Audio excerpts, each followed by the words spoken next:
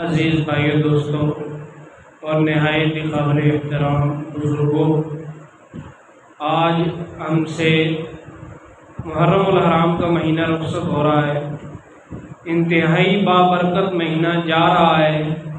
اور ایک بابرکت مہینہ آ رہا ہے۔ اس کو سفر کا نام دیا گیا ہے، اور صرف سفر اس کو نہیں کہتے، علماء کرام نے اس کا نام سفر الخیر اور سفر المظفر رکھا ہے۔ خیر تو آپ کو پتہ ہے، خیریت کو، اچھائی کو کہتے ہیں، اور مظفر کہتے ہیں کامیابی کے وسیلے کو۔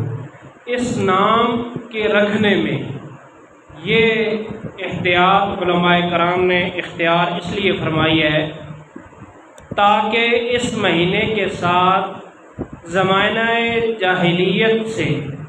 حضور نبی کریم صلی اللہ علیہ وسلم سے بھی پہلے سے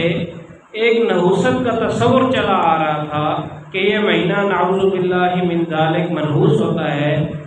اس کو ختم کیا جائے، اور وہ زمانہ جاہلیت کی رسومات، بدعات، شرک اور یہ نحوست کے جو بھی معاملات ہیں،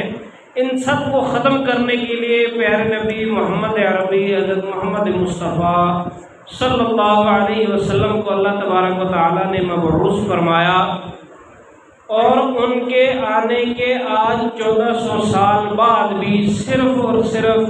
دین سے ناواقفیت کی وجہ سے اور اہل علم کے پاس اٹھنے بیٹھنے نہ اس کو اختیار کرنے کی وجہ سے لوگوں میں ابھی بھی یہی نظریہ، یہی ایک وہم ہے کہ سفر نعوذ باللہ یہ نحوست کا مہینہ ہے۔ اور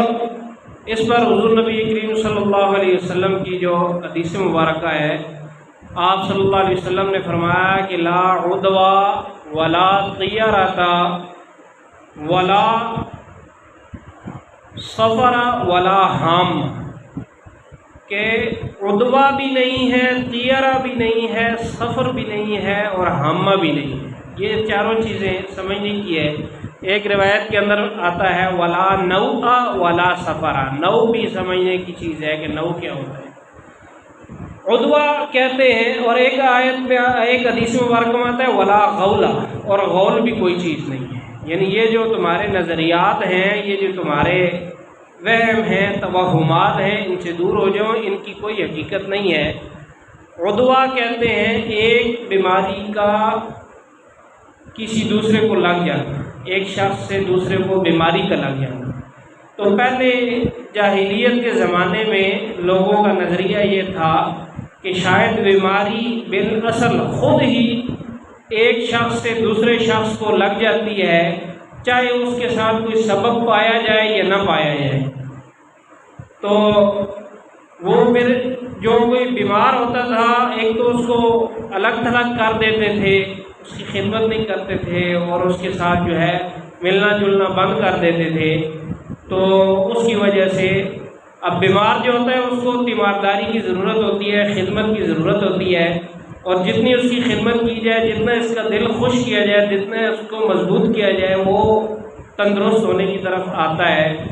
شفا تو اللہ کی طرف سے ہوتی ہے، لیکن وسائل کے درجے میں یہ ساری چیزیں ہوتی ہیں۔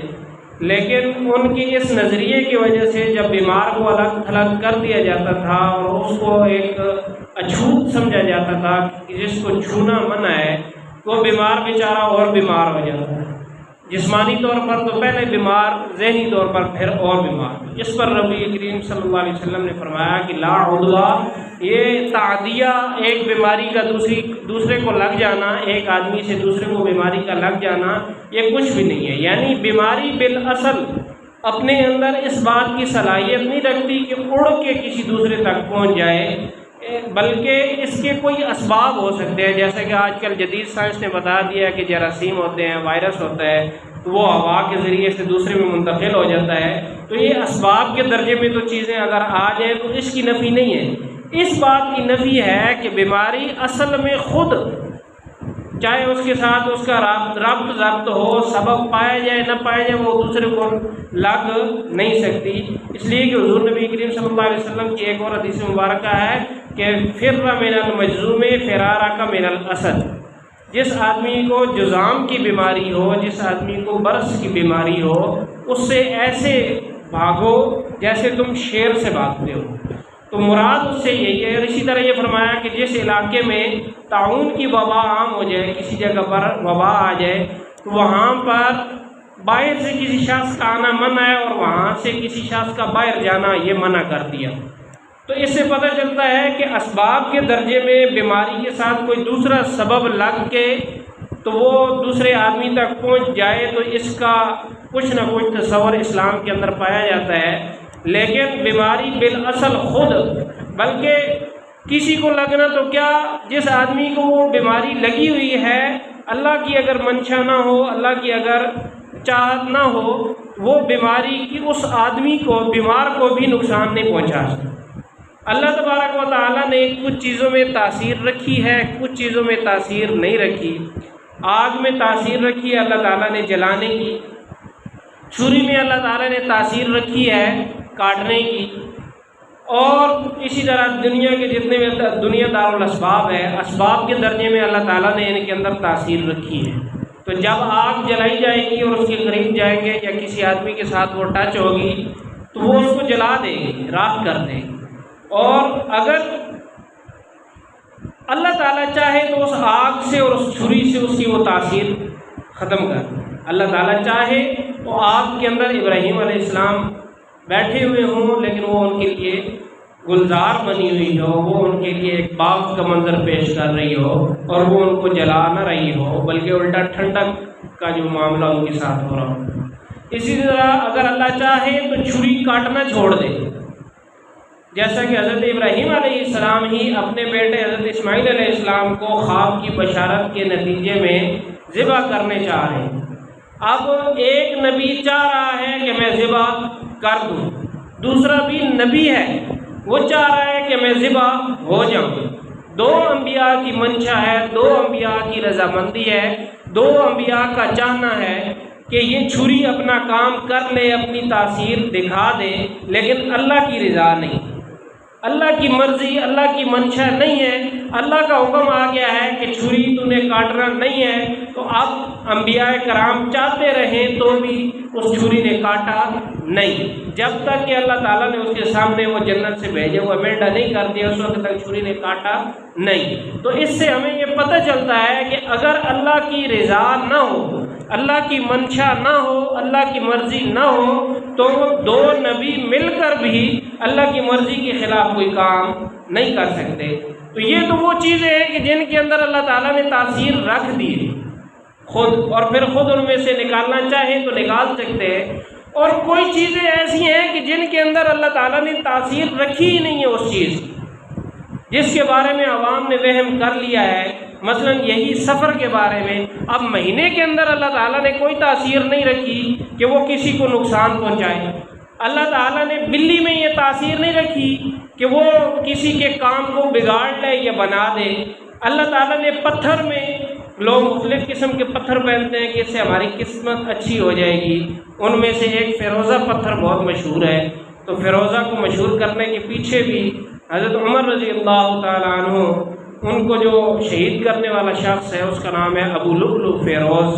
تو اس کے نام سے ایک پتھر کو مشہور کر کے اس کے ساتھ یہ نظریہ، یہ وہم، یہ عقیدہ، یہ توہم لگا دیا گیا ہے کہ جس کے پاس یہ فیروزہ پتھر ہوگا وہ قسمت کا دھنی ہوگا، اس کے پاس دولت بہت ہوگی، اس کے پاس رزق بہت ہوگا۔ تو ایک تو اس میں حضرت عمر رضی اللہ تعالیٰ عنہ کے ساتھ دشمنی ہے، دوسرا پتھر کے اندر تو اللہ نے یہ تاثیر رکھی ہی نہیں ہے کہ وہ کسی کی قسمت بنا دے، وہ تو خود پیروں میں پڑا رولتا رہتا ہے، وہ اپنی جگہ سے دوسری جگہ جانے کے لیے دوسرے کا محتاج ہے، وہ ایک جگہ سے دوسری جگہ نہیں جا سکتا جب تک کہ اس کے ساتھ کوئی اور سبب نہ لگ جائے۔ اسی طرح جوتے کے اندر اب اللہ تعالیٰ نے مال دیا ہے، اللہ تعالیٰ نے فراخی دی، اللہ تعالیٰ نے نعمت دی، اللہ تعالیٰ نے رزق وسیع کر دیا، انسان نے بہت بہترین گاڑی لے لی، اور گاڑی چلانے سے پہلے اس کے پیچھے جو ہے وہ چھوٹا سا بچے کا جوتا جو ہے وہ لٹکا دیا کہ جی یہ اس کے ساتھ ہمارا ایکسیڈنٹ نہیں ہو۔ آپ سو کے چلاؤ گے تو چھوڑو، چھوٹے جوتے کو چھوڑو، جوتے کے اندر بیٹھ کے بھی چلاؤ گے تو ایکسیڈنٹ ہو جائے گا۔ تو جوتے کے اندر تو اللہ نے یہ تاثیر رکھی نہیں ہے کہ وہ کسی حادثے کو جو ہے وہ چھڑا دے، کسی حادثے کو بچا دے۔ اور یہ بات حضور نبی کریم صلی اللہ علیہ وسلم جب تشریف لائے ہیں تو اس وقت بھی موجود تھی۔